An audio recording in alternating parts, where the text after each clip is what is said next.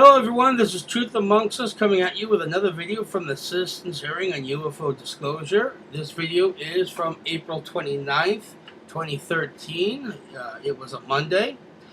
This is another night lecture. This one involves Dr. Stephen M. Greer. Again, I am only given permission to have about 10 minutes of video from the night lectures and from the actual hearings themselves. So unfortunately, I can't show everything. So I have to be very selective about the content I use. Now, most of Dr. Stephen M. Greer's presentation was about his movie Sirius, which was about to be released at the time of this lecture that he was giving. So I have selected a section of his presentation regarding the little alien figure that he showcased in his movie Sirius. So without further ado, I will start the video and listen to what he has to say. Dozens and dozens and dozens of hours of top secret testimony and documents of government sources and photographs and videotapes and information about the new energy and what have you, much more than could fit in an hour and 50-minute film. Why did we do that? Because the film is a portal to more learning, and we're trying to put everything we can with our volunteer staff. All right, we're doing this with very little funding, if any, for any kind of professional effort, but we're doing it the best we can. And so you can go to the website and go to that top button on the top tier with UFO evidence, and you can find all that information. People say, where is it? It's there for anyone to see. Now, one of the things I want to go into, if you click on this little body right here, everybody seen this? This has been all over the news. I want to comment on this for just a moment. This is what we call the Atacama humanoid. First of all, I don't know what it is. Every scientist has looked at it and says, oh my God, it looks like an alien.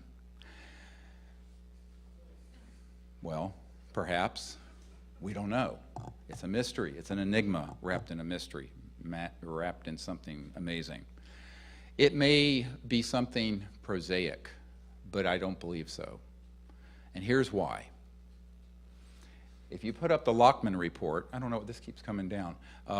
Dr. Ralph Lockman at Stanford University, who's the #1 expert in the world on skeletal dysplasias, which means skeletal abnormalities and genetic syndromes, we went to Barcelona where this little being is stored. We took exact x-rays that he requested from Stanford and brought them back, hand carried them back, as well as on a computerized disc, which is now on our website. You can see it. He looked at it and he said, well, first of all, there is no form of dwarfism or genetic defect that explains everything it's seen in this being. It has, the Lockman report's not up there either. I know we're having technical difficulties, but what you'll also see is that he says it has 10 ribs. No human has ever lived with 10 ribs.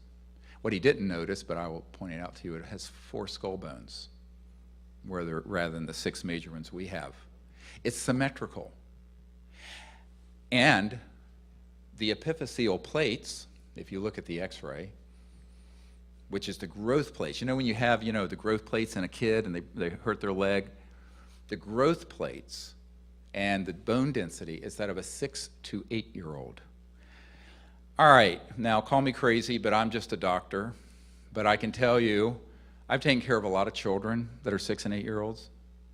I've never seen one 6 inches tall. This is 6 inches, 13 centimeters.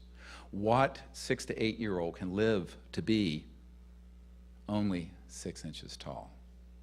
Number one. Number two, how did it live? It was found in the driest place on Earth, the Atacama Desert in Chile, northern Chile. It is estimated to be in many decades and probably hundreds of years old. There was no neonatal intensive care unit in Chile at that time. There may not be now.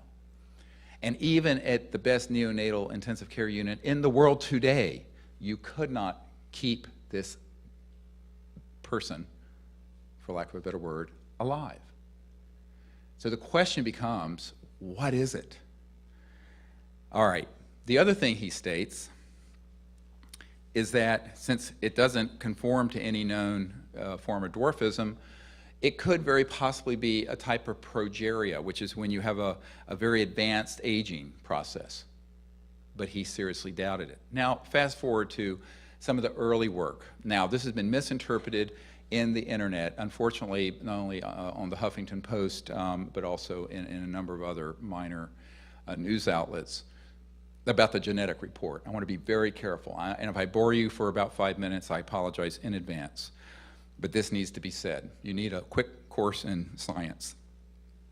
Number one, keep this number in mind. A Neanderthal is 99.5% genetically identical to everyone in this room. Okay? A chimpanzee and the great apes, 96 to 97 or more percent identical genetically. This being has a big match to human genome, but it's an upright creature with a very large cranial vault, 3 times the size of our cranial vault from the eyes up. So we would expect a lot of the operative genes, if it was in this 3D dimension, and it's a humanoid, to have some match. What's unusual, although nothing can be concluded yet from it, is that 9% of the genetic material is, quote, unmatching. Now, this is on a computerized run at the best lab in the world out of Stanford, and it was checked 3 times. 9%. Now, is that all computer read error? Maybe. Is it all what's called DNA junk? Perhaps. We don't know. It's going to take years to go through what the computer kicked out into the trash can of unmatched DNA to figure out what is in there. Dr. Nolan, the Stanford head of the team, doesn't know. I don't know. Neither does the folks writing at the Huffington Post. They don't know. What we know is this. It's going to take years, at least, if we're lucky a year or 2, to go through that, because it's 2 million base pairs of genetic material unmatched. Now, if you were dealing with my DNA or yours, and you had a lot of unmatching, you just leave it alone, because we know we're just humans. And it's just like, well, it was a computer error, or it's this or that. But when you have something that looks like that, it keeps disappearing off the screen, I apologize. What you have is something that cannot just be tossed away.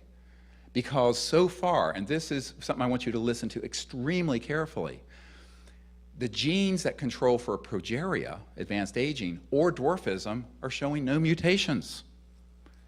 This is a 6-inch, 6 to 8-year-old. Get it? Why isn't there something in there? So this is still a mystery. Now, once the geneticists said, well, there's a lot of matching, 99% is matching to human, and said it, well, human, used the word human, the media that aren't well-versed in genetic research said, oh, well, case closed. Case is just starting. It has just begun. And I can tell you that it may be years before we get an answer on this. And the other thing that's come to light is that there may be more of these. And the scientific team at Stanford and others have said if there's more than one, it is sort of case closed, that it can't just be a one-off mutation. There's something very strange going on. We're on the lead to one that may exist and have been found in Puerto Rico. There are reports that there are more of these that are in Chile, and we have videotapes and photographs of a creature that looks very similar to this one, that was a little more mature, maybe less than a foot tall, that was found in Russia, was kept alive for a number of months apparently, and died in the captivity of a rather eccentric woman. I found out about it in 1996, but too late. The FSB, which took the place of the KGB, had apparently confiscated it by then. My point in saying all this is that we have to do expeditions to the Atacama. We have to do probably a year or 2 or 3 of research. And I'll remind people that the Human Genome Project cost billions of dollars and took 10 years and thousands of scientists. We're just going into something that's basically an unknown. So we have to be very careful. I'm not saying it's ET. I'm saying we don't know. But looking at the big clinical picture, it just cannot just be a normal defected human if it lived to be 6 to 8 years of age and is only 6 inches tall. Moreover, and this gets into a little more controversial information, but hey, why not? I might as well in for a dime, in for a dollar. There have been teams of people who have gone into that area after they identified this, who met with native peoples who said, you know, there have been more of these that have been seen, and we've seen them alive running around. We've also seen luminous, sort of trans-dimensional, if you will, energy forms that look like, basically like eggs or circular objects that have come down into the foothills of the Andes. And so there's a great deal of research that has to be done. An expedition to do this properly would cost probably 10 times what it costs to do this documentary. And if somebody wants to underwrite that, I'll be there with bells on. The point is, there's a great deal of mysterious information around this, and we have to be very careful to proclaim it one thing or another. People are proclaiming it ET. I'm saying we don't know quite what it is. Other people are saying, we solved the mystery because it has so much human DNA in it. No, we're not saying that either, because there's still this 9% unmatched, which could be everything from computer read error to junk DNA to where the mystery of how this thing existed. So I just want to have all of you keep that in mind and bring you up to date on that. And finally, did that make sense to folks? I know people say I'm too professorial, but people need to learn some science. I want to finally say that this has really been a labor of love for me and my family and everyone who's been helping us. You know, I've been doing this for 23 years. When I started, imagine, you know, being a 35-year-old doctor going up to provide the first briefing to the CIA director on this. It's hard. You know, but I get emotional thinking about this meeting. Excuse me. But the CIA director, at the end of the meeting, looked at me and he said, you know, this should be disclosed. And because I'd given him a briefing, a set of action points that I also provided in the briefing for President Obama. And I said, we really need to get this under control. And I said, we need your help in disclosing this. And he looked at me, he says, well, Dr. Greer, how do we disclose that which we have no access or control over? Because the president and the CIA director, the head of intelligence joint staff, the head of the Defense Intelligence Agency, all had been denied access to this information after they made inquiries through the proper channels. And yet here I am with a document from the 90s. That's the first document in the briefing for Obama. I did not have this at the time. I put the briefing together for President Clinton. And this document, if you want to pull it up, is an NRO document dated July 1991. And this document is from the National Reconnaissance Office, the office that runs the super secret spy satellites. And there you go. Dr. Stephen Greer argues that the 6-inch humanoid could very well be something other than human. He said that even though that 95% of this creature's DNA is human, the junk DNA that was kicked out by the computer needs to be analyzed. And he said it's not over, and he's letting the skeptics know that, well, just because it says it's 95% doesn't necessarily mean it is. As Stephen Greer very graciously pointed out, you know, this 6 or 8-year-old being has features that are not related to a human being. And he also stated that the so-called junk DNA does have base pairs, meaning that there is something in the DNA or junk DNA that the computer recognized and kicked out. So they're going to continue to analyze the junk DNA because they believe that based on the base pair information that was rejected by the computer, that there's going to be some type of information in there that will prove that this 6 or 8-year-old being is not a human or any kind of being from this planet. Now, The only thing I can say to that is this. Stephen Greer, first of all, mentioned that, out in the Andes, the natives out there have mentioned seeing, you know, similar looking beings. And apparently, large orbs or glowing lights have ascended from the skies in the Andes, and these little humanoid creatures, which look similar to the mummified remains of this creature, have been seen running through apparently their villages and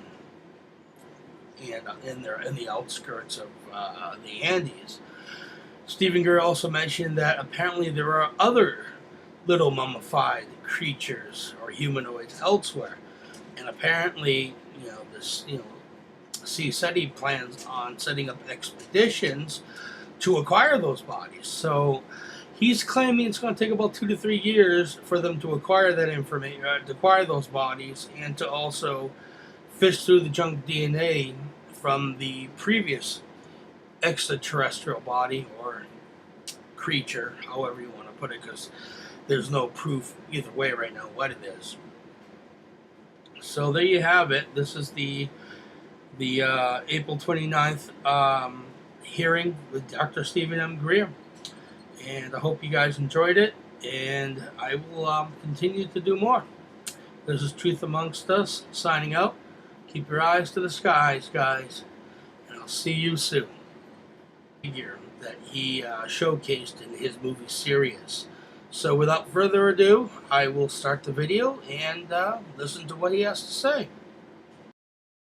Dozens and dozens and dozens of hours of top secret testimony and documents of government sources and photographs and videotapes and information about the new energy and what have you, much more than could fit in an hour and 50-minute film.